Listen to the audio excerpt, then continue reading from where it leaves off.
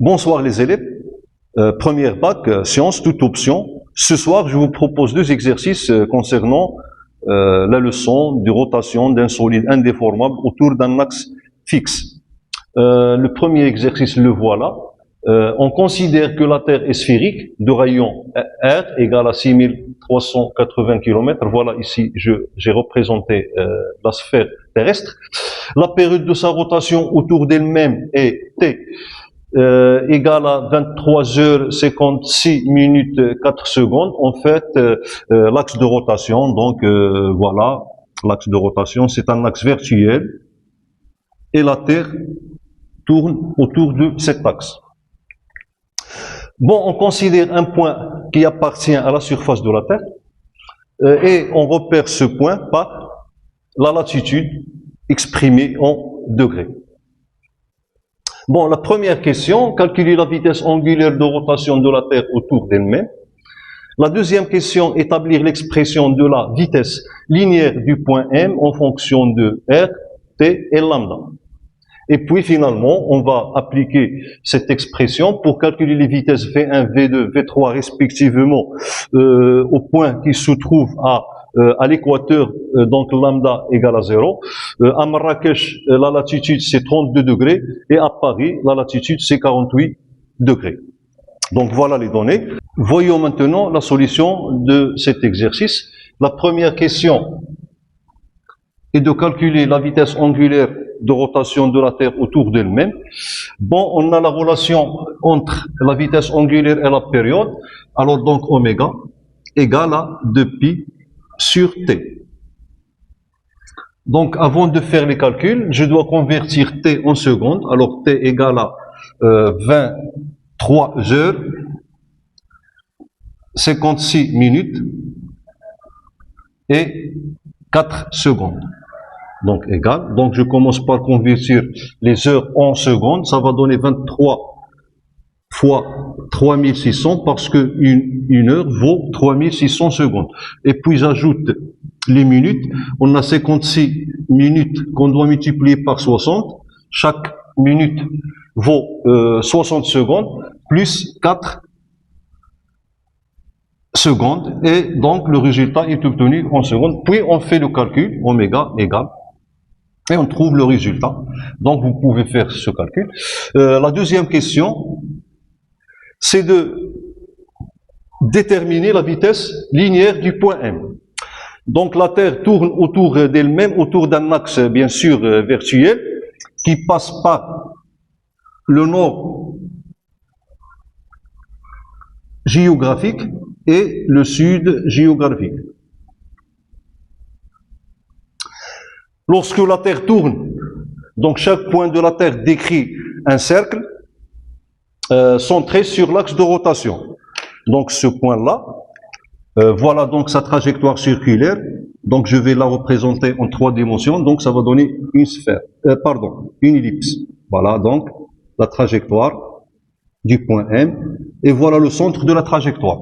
Alors donc le rayon de la trajectoire du point M, je vais le noter par petit r.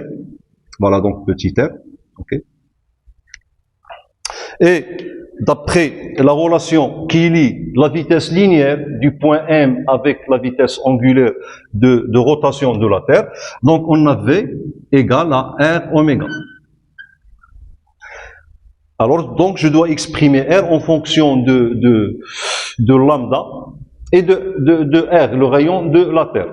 Okay. Donc ce qu'on va faire, c'est projeter le point M sur l'axe qui passe par l'équateur. Voilà la projection du point M.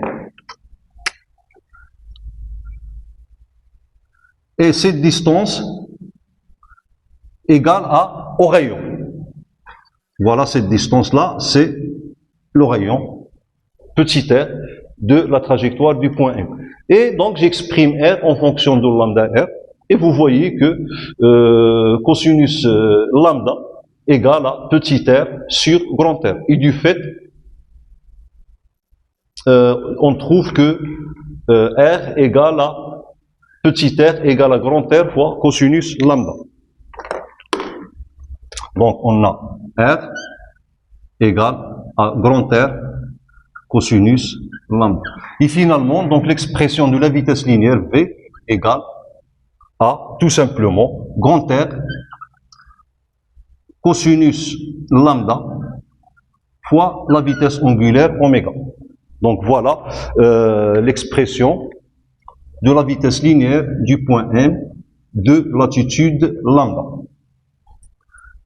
Et la dernière question, donc, c'est l'application de cette relation, ok, numériquement. Alors donc, troisième question. Alors donc, lorsque le point M se trouve à l'équateur, sa latitude égale à 0. Ok, M se trouve ici, donc lambda égale à 0.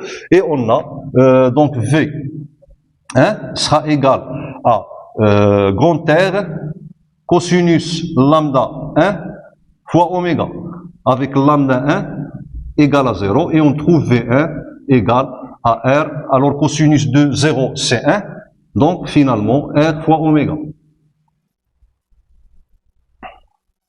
Puis à Marrakech, alors V2 égale à R cosinus lambda 2 oméga. Donc on fait un petit calcul. Alors donc lambda elle est exprimée en degrés. Donc je dois m'assurer que ma calculatrice pour les angles est réglée sur l'unité degré. Et puis à Paris, alors V3 égale, donc je remplace lambda 2 par lambda 3 et je trouve que R, que la vitesse linéaire du point M ce point se trouve à Paris, donc R sera égal à cosinus R cosinus lambda 3 oméga. Et voilà donc pour cet exercice.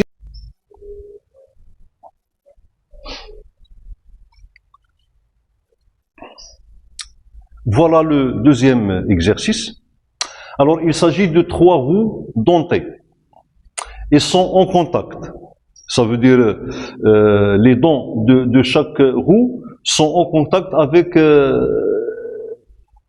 les dents de la roue voisine. Ça veut dire que lorsque une roue tourne, donc elle entraîne le mouvement des autres roues.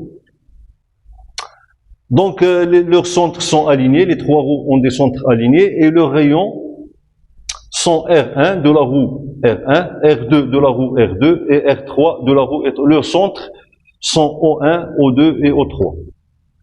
Donc on vous donne le sens de rotation de la deuxième roue avec sa vitesse angulaire ω2 égale à 900 tours par minute. La première question, on doit montrer sur la figure le sens de rotation de R1 et R3. Voilà, R1 et R3. Puis la deuxième question, on doit exprimer ω1 et ω3 en fonction de ω2. Et finalement, on doit calculer ω1, ω3. Alors la première question, voilà le sens de rotation de cette roue, la roue qui est au milieu. Alors lorsqu'il tourne, ok, il entraîne une rotation de la roue R3. Et R3, donc, son sens de rotation sera opposé au sens de rotation de la roue R2.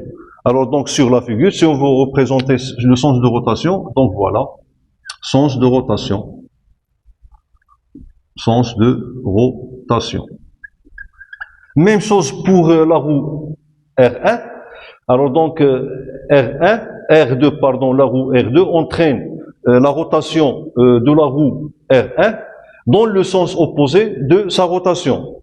Et puisque cette rotation, cette roue sur la figure, il tourne de gauche à droite, alors cette roue tourne dans le sens inverse, ça veut dire de droite à gauche. Et voilà donc son sens de rotation. Sens de rotation. Alors voilà pour la première question. Donc voir figure. La deuxième question est d'exprimer oméga, ça veut dire la vitesse de rotation de la roue 3 et la vitesse de la rotation de la roue 1 en fonction de la vitesse de la roue R2. Bon, si on considère un point de contact entre les deux roues, alors ce point, il appartient à la roue R2 et en même temps, elle appartient à la roue R1. Donc, ce point-là admet une vitesse linéaire. Okay. Donc, c'est la vitesse linéaire des dents de la roue R2 et la vitesse linéaire des dents de la roue R1. Ça veut dire que les dents de la roue R2 et la roue R1 ont la même vitesse linéaire. Ça veut dire que je vais exprimer la vitesse linéaire, V, donc sera égal. Alors, donc, ce point que je vais noter par exemple par N, voilà le point N, il appartient à la roue R2, donc j'exprime cette vitesse en fonction de R2 et oméga 2. Ça va donner R2, oméga 2. Et en même temps, j'exprime donc la vitesse du point N en fonction de oméga 1 et R1. Donc, égal à R1, oméga 1.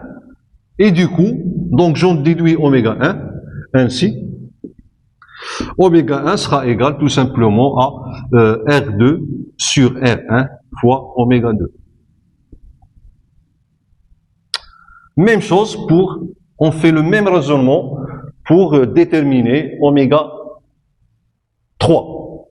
Donc on va considérer un point de contact entre les dents des deux roues que je vais noter par exemple par le point J.